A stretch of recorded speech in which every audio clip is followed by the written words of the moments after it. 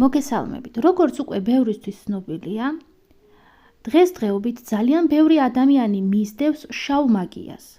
ეს თემა არც მოგონილია და არც ზღაპარი. არაერთი ადამიანი გამხდარა ამ ზემოქმედებების მსხვერპლი და ისე დაღუპულა, რომ ვერც კი გაუგია სიცოცხლეში, რა იყო მისი უბედურებების მიზეზი. დღეს მინდა გაგიზიაროთ კიდევ ერთი ლოცვა, რომელიც მიმართულია ჯადოსნური ზემოქმედებების, მოხსნის და ეგრეთ წოდებული გადმოტანილი ავადმყოფობების განეიტრალებისკენ. არსებობს ჯადოს ერთ-ერთი მძიმე ფორმა, როდესაც ჯადოქარი ცდილობს საკუთარი ან თავისი ახლობლის ავადმყოფობების სხვა ადამიანზე გადატანას. ამ ქმედებების შედეგად ერთი ადამიანი შვებას გრძნობს ჯადოქარი, ხოლო მსხვერპლს ეწყება სწორედ ის სნეულებები, რომელთაგანაც სხვას სურდა განთავისუფლება. ეს პრაქტიკა საქართველოში საკმაოდ გავრცელებულია. ამგვარი ზემოქმედებით შესაძლებელია სხვადასხვა სახის დაავადებების გადატანა. ეს იქნება მხედველობის დაკარგვა, გონებრივი სიჩლუნგე, ფსიქიკური პრობლემები, მძიმე ქრონიკული დაავადებები თუ სხვა სერიოზული სნეულებები. რაც კი არსებობს, ყველაფრის გადატანა შესაძლებელია ამ ჯადოთი.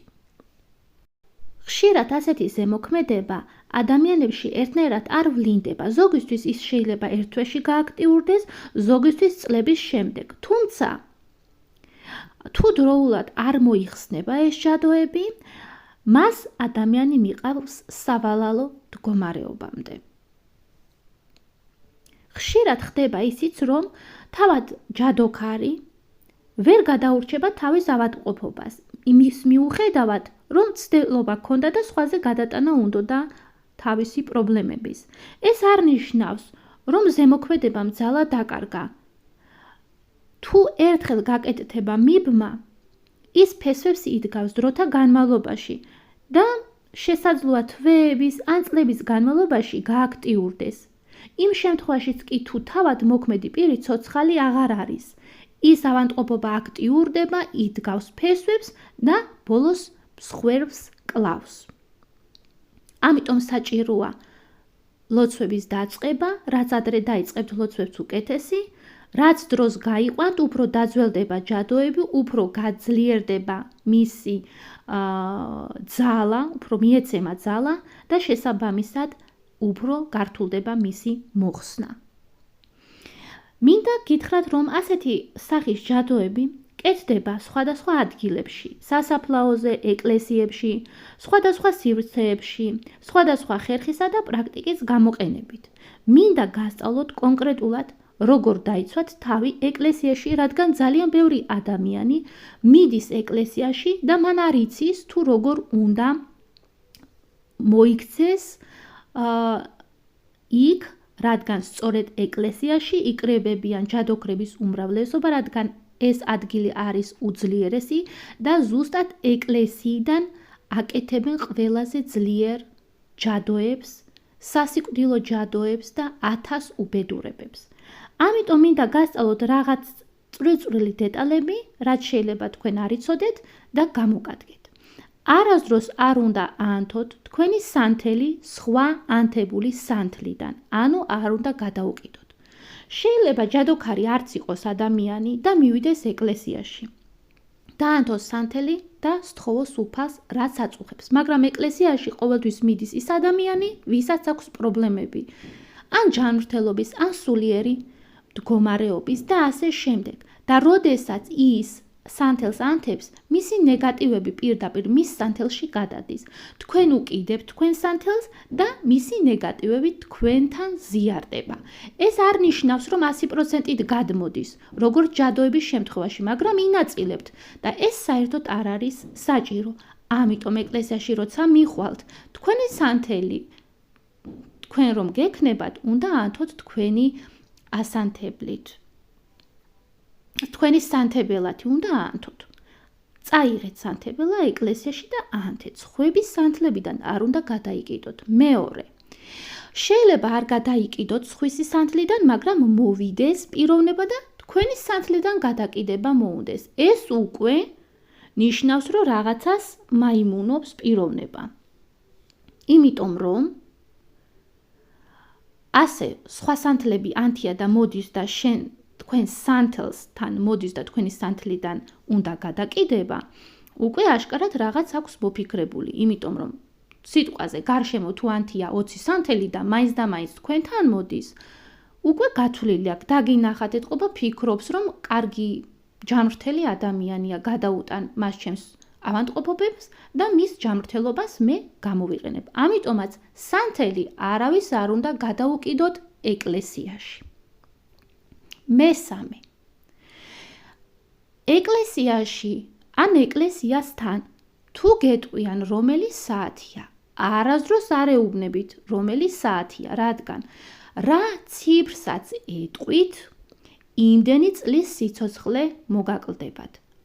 თქვენ რა თქმა უნდა ვერ განსაზღვრავთ ადამიანი ჯადოქარია თუ არ არის ჯადოქარი, ეს პრაქტიკიდან დროთა განმავლობაში მოდის და ხვდებით, რომ ვინ შეიძლება იყოს ჯადოქარი და ვინ არ იყოს ჯადოქარი, მაგრამ ყოველ შემთხვევაში თუნდაც ჯადოქარი არ იყოს, თქვენ გარანტირებული არ გაქვთ ის, რომ არ აქვს შელოცვა წაკითხული, ვიღაცა რო გეკითხებათ რომელი საათია ან ეკლესიაში, ან ეკლესიის გარეთ, სადაც ეკლესია ჩანს, ამიტომ არავითარ შემთხვევაში არ ეუბნებით რომელი საათია, არ პასუხობთ. ასევე ეკლესიაში არ უნდა უთხრათ თუ გეკითხებიან რა ქვიათ, ან რა ქვია ამ პიროვნებას, თქვენთან ერთად ბავშვი თუა, ვიღაცა რო ინტერესდება. არ შეიძლება რომ უთხრათ, მიზეზი არის ის, რომ შელოცვა შეიძლება აქვს წაკითხული და ზუსტად მაგ სახელს რო ეტყვის, მისი ავადმყოფობები და პრობლემები მაგ პიროვნებაზე გადადის. თქვენ ყველა ჯვარი გწერიათ.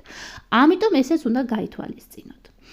ასევე ეკლესიაში ალბათ დაგინახავთ, რომ არის ძალიან ბევრი თავსაფრები დადებული. კატეგორიულად არ შეიძლება მაგ თავსაფრების დაფარება, რადგან მასზე არის გადასული ძალიან ბევრი ნეგატივი, ძალიან ბევრი ადამიანის ენერგეტიკა და თქვენ თავზე რო იფარებთ, თავი ყველაზე სუსტი ადგილია და პირდაპირ გადმოდის მაგათი, თუ ადამიანს აქვს ფსიქიკური პრობლემები, პირდაპირ გადმოვა და ეს არის რეალობა და სხვადასხვა დაავადებები ჩვეულებრივად გადმოდის. ამიტომ არც თავსაფარს არ იფარებთ. ასევე ეკლესიაში როდესაც მიდიხართ, ჯადოების გაკეთება შეუძლიათ ზურგიდან. ისეთ ადგილზე უნდა დადგეთ, მაგალითად კედელთან, სადაც ვერავინ უკან ზურგის უკან ვერ დაგიდგებათ, რომ შელოცვების წაკითხვა ვერ მოახერხოს. ესეც რომ იცოდეთ და ეს აუცილებლად გასათვალისწინებელია.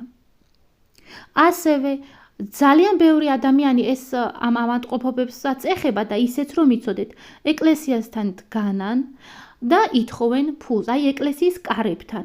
ერთი თეთრი არავის არ მისცეთ. ამ თემას კონკრეტულად ავადმყოფობების თემას ეს არ ეხება, მაგრამ შეიძლება ბარაქის შელოცვებზე გქონდეს გაკეთებული ჯადოები და თქვენი ბარაქები მან წაიღოს და დარჩებით უფულოდ, გააქტიურდება მერე დროთა განმავლობაში მაგისი გაკეთებული ჯადოები. თავისი უფულობას თვითონ გადმოიტანს თქვენზე და თქვენ ფული რაც გაქვთ, ცოტა გაქვთ, ბევრი გაქვთ, ყველაფერს გადაიტანს თვითონ. ამიტომ ეკლესიასთან არც ფული არ უნდა მისცეთ. ასევე არ უნდა დაადებინოთ ხელი საერთოდ ეკლესიაშიც კი ეკლესიასაც არ ეხება ეს, ეკლესიაში ხო საერთოდ და ისეც მხარზე ხელი არ უნდა დაადებინოთ, არ შეიძლება. ამ შემთხვევაშიც გადმოდის მათი ნეგატივები, მით უმეტეს თუ ჯადოქარია და შელოცვა აქვს წაკითხული, რა თქმა უნდა, მისი სურვილებით რაც არის გააჩნია, ანუ მაინც და მაინც მარტო ეკლესიაში ავადმყოფობების გადმოტანის ჯადოები კი არ კეთდება, 1000-ნაირი, 1000 უბედურებები კეთდება და რა აქვს ჩაფიქრებული და რა მოუვიდა ჭკუაში, ხო? არ იცით და ამიტომ ზედმეტი კონტაქტი აი ეს ხელის მოკიდება მხარეც კი არ არის რეკომენდირებული. აქედან გამომდინარე, მე თქვენ გირჩევთ აი ამას. მეგობრებო, ეს ვიდეო ცალკე იქნება ატვირთული აი კონკრეტულად ამ ავადმყოფობების გადმოტანის თემასთან დაკავშირებით, რომ რჩევები თქვენ მიიღოთ, რადგან ძალიან დიდი ვიდეო გამოვა. ამიტომ ლოცვის ტექსტს მეორე ვიდეოში ავტვირთავ და გასწავლით თუ როგორ უნდა წაიკითხოთ და რამდენჯერ იკითხება.